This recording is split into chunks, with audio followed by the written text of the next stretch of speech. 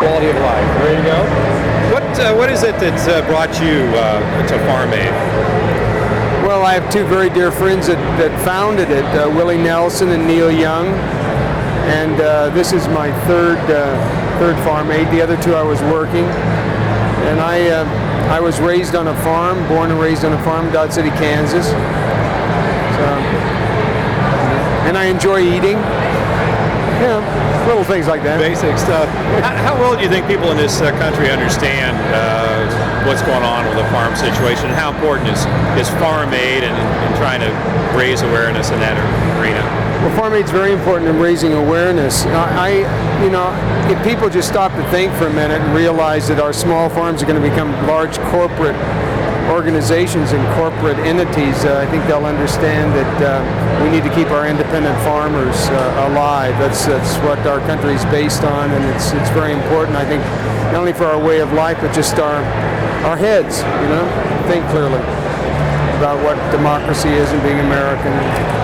I think it's very important to keep the small farmer together. In terms of what the politicians are saying in this presidential election campaign, do you think anyone's being responsive to the needs that are being addressed here at Farm Aid? I haven't really heard anyone talking, any of the candidates addressing the farm problem. I wouldn't know. I don't see any numbers on how many farmers actually vote or what it means to them, but I guess it must not mean much to them, or they'd be talking about it. But it's certainly important to our democracy and to our way of life, and to that our farms are one of our strongest entities. So I just hope that everything works out well. How successful do you?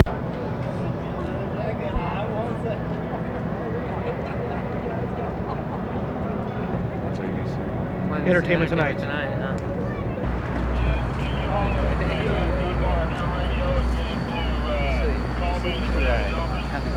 Great. How's it going for you? You're the one who's working here today. We're having fun. Going pretty good? Yeah, real smooth. Heck of a deal to pull off. Light on there?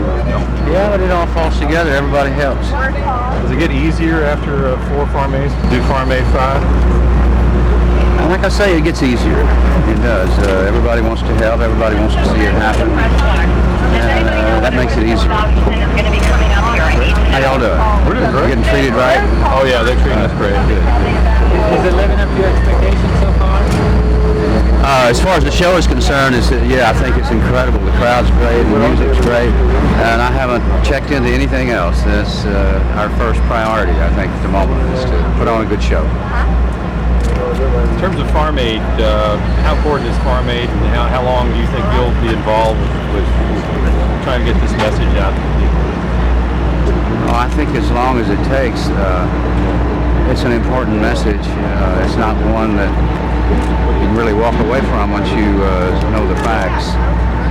And it's something that everyone who eats should sort of brush up on, because the people who grow their food are losing their homes, they're losing their land, and the food will be grown and is being grown by people who don't care one plug nickel about the ground, the soil, and that eventually will be our downfall.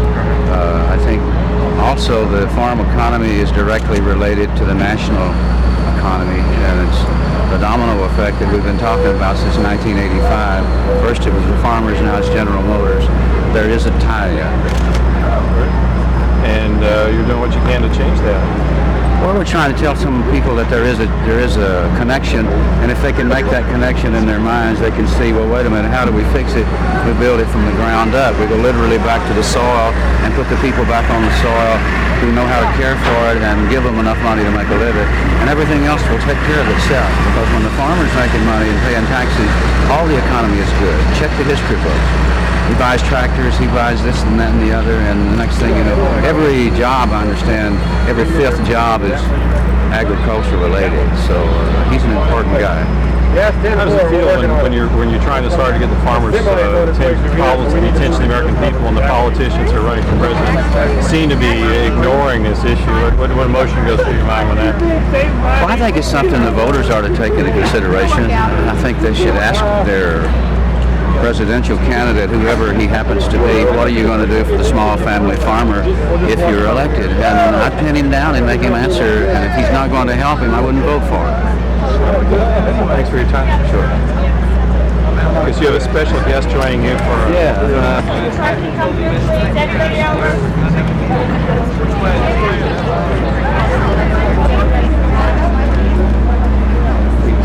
He's talking with the doctor right now. He's on his way out. I will.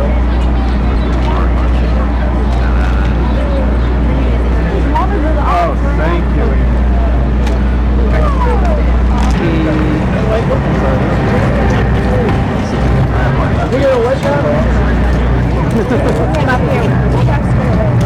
Where's Willie? Right over there.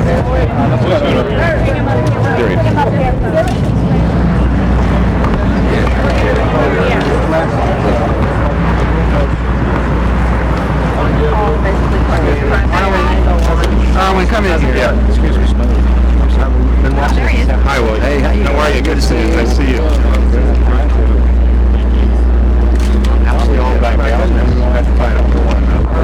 What a great idea. Willie? Erwin, let him get the phone, then you say something. Okay.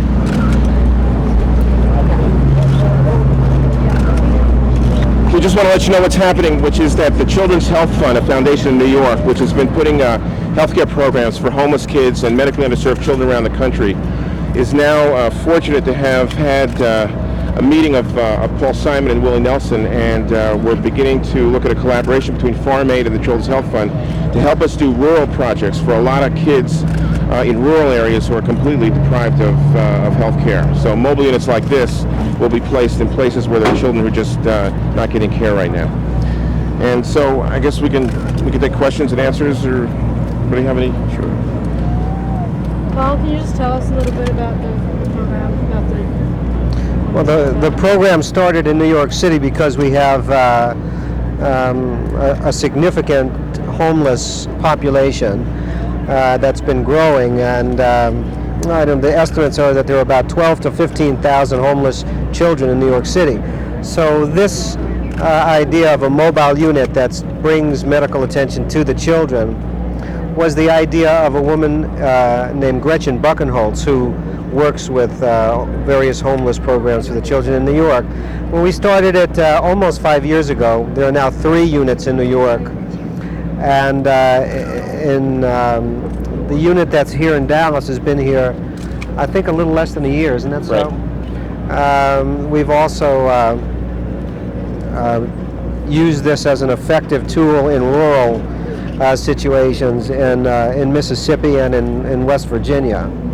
And we're now beginning to prepare for the possibility of bringing a unit to the Pine Ridge Indian Reservation in South Dakota.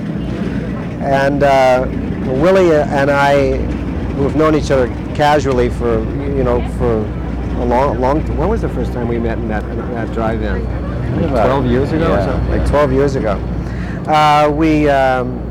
We saw each other recently when the Grammys came to New York, and Dr. Redliner met Willie, and we found that we have this concern, and that we share this concern, and really that's how the project. That's how this has come about. And Willie asked me to come to Farm Aid, and I'm happy to come. I'm happy to be here. And it's an ideal coupling between what Paul is doing and what Farm Aid is doing, and it's another way to help people out in the rural areas. What impact has the farm situation had on rural health care, Mr. Simon? That's not really a question that I could answer with any degree of expertise. I'm sure that as the economy has worsened, that the health services have deteriorated, and I doubt that they were ever that proficient to begin with. But really, it's not something that I can cite statistics on. Maybe Erwin can. There's now estimated to be something like 2,000 health personnel shortage areas in the United States, most of them rural, there's about 28 million people living in severe health shortage areas, which entails about 10 million children. The majority of them actually are rural. And what's happened is those children are not as visible as some of the kids in the inner cities and whatever. So we go out to places like the Mississippi Delta and Appalachia and really all over, and we're finding huge numbers of kids who are unimmunized and not able to access health care on a regular basis. And that's really what this is about. The economy has been absolutely devastating because one of the first things to go are the rural outlying public health stations funded by governments, state governments. So when those budgets are cut and they're stressed, those health clinics are closed. Yesterday in Mississippi, I saw 4 or 5 shut down, boarded up public health clinics in counties that now have no health care at all for children. So that's exactly what we're addressing. But ultimately, this is a public sector problem that we hope through other means will get solved. But right now, we have some urgent work to do for the kids who aren't getting care. Mr. Simon, how persuasive is Willie Nelson when he's trying to get someone to participate in farming? Well, for me, he didn't have to be very persuasive at all. I admire his work, and I admire what he's doing here, and I was delighted to come. No problem. No arm twisting whatsoever. We heard he worked the gravy room pretty hard. I didn't notice, but it's possible.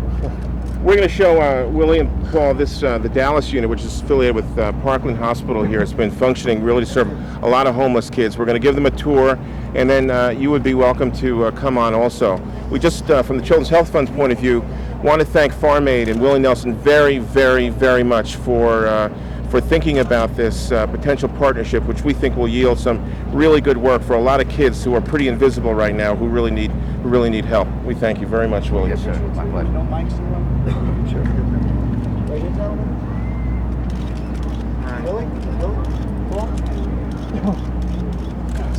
Okay, thank you.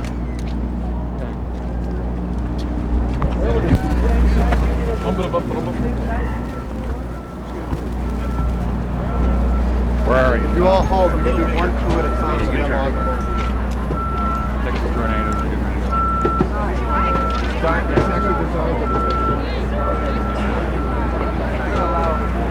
Henry, not at all. Nothing. Tell her about it.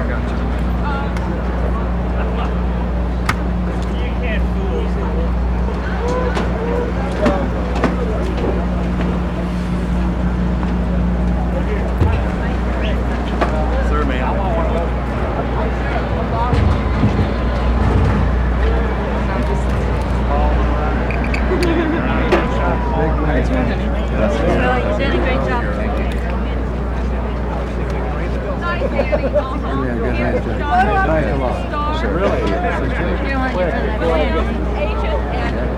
Thanks a lot. Stepping out together at Farm Aid. Is that Riders? Wait, Buck. Here. I We love you, Willie Nelson. I gotta go to work. I can't, yeah, right, I'm not running alongside of this dang cart. I can carry. Hurry, All right. This project going together. And is it you that had lived out on Pine Ridge in for a Pine couple Ridge? years, yeah. Isn't that Coincidence. Yeah, I know. coincidence. I can't tell you the number of times that we rushed people to that hospital, and it's unbelievably bad treatment out there and bad services. Well, I can imagine. Nothing available. I can imagine. In fact, I know some folks there that are really doing good work now, not healthcare, but some great people to get you. Well, who do you have to? What's the procedure? You know, what's the the bureaucracy? There's the BIA hospital, and that would be the first place that's the official place, but I really think that there needs to be a network of outreach to the reservation. So I don't know what facilities exist there right now, but I know some people that I would call to find out. So I'd be happy to make some calls to some people out there. And there's a very good radio station out there also that is a very good community-based project. So it's actually, they could start doing some very good publicity, and then the question would be what people to bring it in through. But I would be glad to make some calls to the people that I really trust. Yeah, that's what I heard, that both of you are really interested in this project. Sounds like it's really needed. Oh, completely. I mean, it's very bad. It's the highest unemployment rate in the whole country is the Pine Ridge Reservation. It's really very sad. It's 70 or 80%. I don't know what it is now. It was that. It's probably worse even. 70 or 80. Yeah, it's very, very sad. And terrible diabetes problems. I can't, it's just endless. So I'm happy to work with you on that. Yeah, well, that's exciting in a kind of tragic way. Yeah, I know, sadly. But hopefully also I'd love to talk to you about where some of the rural areas might be the best to pinpoint some projects in terms of serving some farm people. And Yeah, what that would area be might good. be a good locus for that. So We've been moving at this, we sort of move at this at a very slow pace. it has, yeah, you have to check out a lot of things first. Yeah, Absolutely. You have to lay the because groundwork. otherwise, No, you have to. otherwise it doesn't, there's no use to just let them spring up like a franchise, you know? You have to really be careful about it. And get a very broad base in the community of support. Yeah. Yeah, but the base is there in Pine Ridge of some very good, reliable people. And what with that radio station too, it's there's some good reasons to go there. Well, when will you know? When do you think you'll know? On The possibility, when will you know about the possibility of bringing this to Pine Ridge? you mean in terms of farm aides participation in it, or In terms of is the community interested? And I can make some calls next week. I'd be glad to make some calls next week about absolutely. We should. And then I think it would be great for us to explore together also where we might go in terms of a farming community that would be symbolic and also helpful. What the problem is there. So Sure. I'd be happy to start next week on that. Okay. Yep. You want to come with us? We'll go. Right? Yes. All right. Gotta go, Coop. Thanks, guys. Thank you. Thanks. Sure. Nice, Good to meet nice you. to meet you. Thanks very much. Nice to meet you. Nice meeting you. Talking with you. Thank you so much for your... Yeah, thank you for your support of this.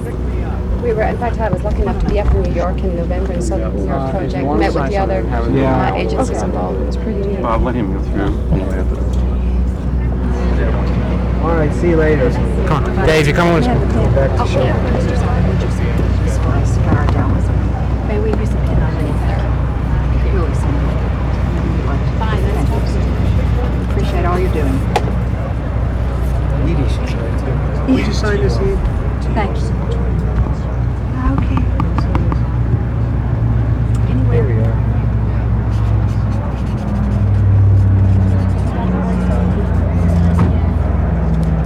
Okay. Thank you so much.